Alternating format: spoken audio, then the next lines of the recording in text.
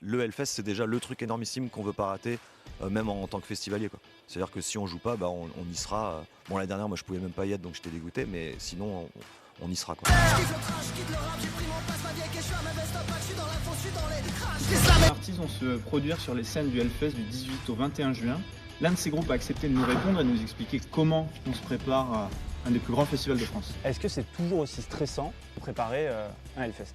Bah écoute, hier j'étais avec mon ami, néanmoins collègue Fabien Le Floch, et on se disait que on était plus serein cette année par rapport aux éditions précédentes, parce que écoute, écoute, je pense que la préparation est tout simplement plus poussée. On a une équipe du tonnerre là, qui est en train de manger là, vous pouvez pas le voir mais ils sont tous en train de manger.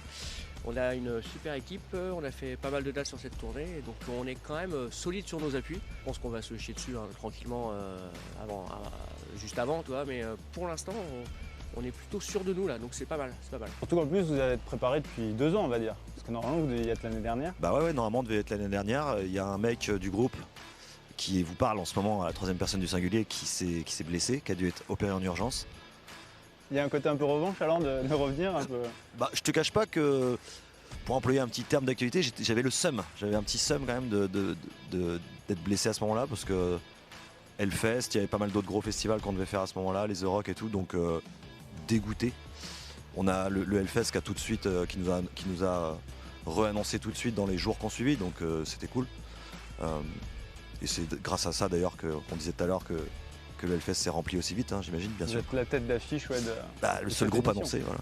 Ouais, c'est ça, le seul groupe annoncé complet grâce à notre nom. C'est assez touchant, merci cher client. À quoi faut s'attendre alors Ce qu'il faut attendre, c'est un peu de... Même si c'est cherché à être écrit au maximum et que c'est pas... Tu pourras te dire des fois c'est de l'impro ou pas, tu sauras jamais, parce qu'en fait il peut y en avoir mais c'est pas forcément le cas. Donc il y a une certaine liberté, on cherche ça, mais on cherche aussi à en foutre plein la gueule quand même, hein, à un moment donné. Comment on explique Ultra Vomit, qu'est-ce qu'on dit? Je pense quand même que malgré tout, la définition la plus courante c'est métal parodique, un petit mélange d'agressivité et de régressivité. De chercher ce truc de quand on joue du métal quand même, là on fronce les sourcils et putain on met la bouche en pouple. Voilà, et là on sent que ah ouais quand même ça joue, tu vois, ce truc là on aime vraiment. C'est d'ailleurs un des meilleurs compliments qu'on peut nous faire, c'est c'est des conneries mais quand même ça joue, tu vois, c'est ce qu'on cherche. Mais évidemment les conneries on peut pas passer à côté, pour moi c'est le cœur du truc, donc si on faisait un set sans parler au public, sans s'adresser aux gens, sans faire une vanne, pour moi on manquerait vraiment, enfin ça serait plus ultra quoi. Ça part beaucoup d'imitations vocales ou d'imitations même de, je sais pas, sur un riff, sur un truc. Donc en fait on a cette fibre là.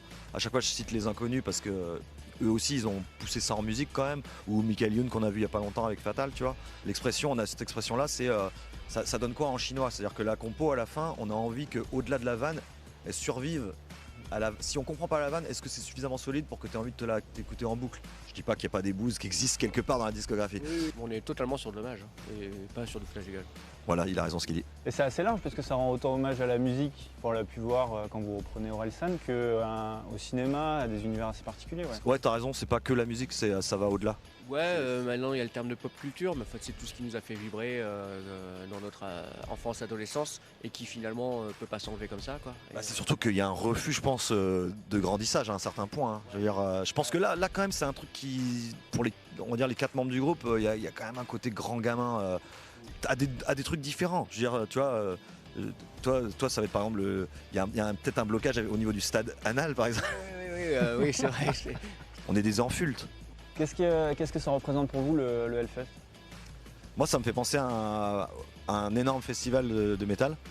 Et non, je te dirais, sans déconner, que pour nous c'est... en plus on a un peu grandi avec le Hellfest, ça nous a accompagnés, vu qu'on est complètement de ce coin-là, quoi. On est nantais. Donc qu'est-ce que ça représente? Moi je suis bénévole au Hellfest, j'étais bénévole, alors je ne suis plus maintenant, mais depuis le Furyfest justement, je vendais les t-shirts du Furyfest, c'est le rendez-vous annuel, et ça de tout temps. Hein. Donc, ouais. Il y a un peu un truc, moi il y a le mot fierté qui vient immédiatement avec, quoi. Quand je vois ce que c'est devenu, l'espèce de... Enfin, je pense que c'est un des meilleurs festivals au monde, hein, sans prétention ou je sais pas quoi, mais c'est incroyable l'atmosphère qu'il y a sur ce festival, le theming, comme on dit dans les parcs, comme pour les parcs d'attractions, là, tout le décorum qu'ils ont mis, toute l'ambiance, l'atmosphère qu'il y a, le Hell City et tout, enfin c'est incroyable ce que c'est devenu. Des fois j'entends des gens qui disent ouais c'est trop Disneyland, et je fais Moi j'aime bien Disneyland, tu vois, donc ça me dérange pas, hein, le côté parc d'attractions, j'achète. Est-ce que vous avez regardé un peu la programmation du Hellfest? Ouais. Le vendredi, normalement, je crois qu'en plus sur la même scène, il y a Iron Maiden. Ouais.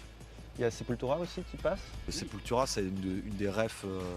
Il y a un morceau de l'album Tikawa qui est complètement inspiré de Sepultura, surtout époque Roots, on va dire.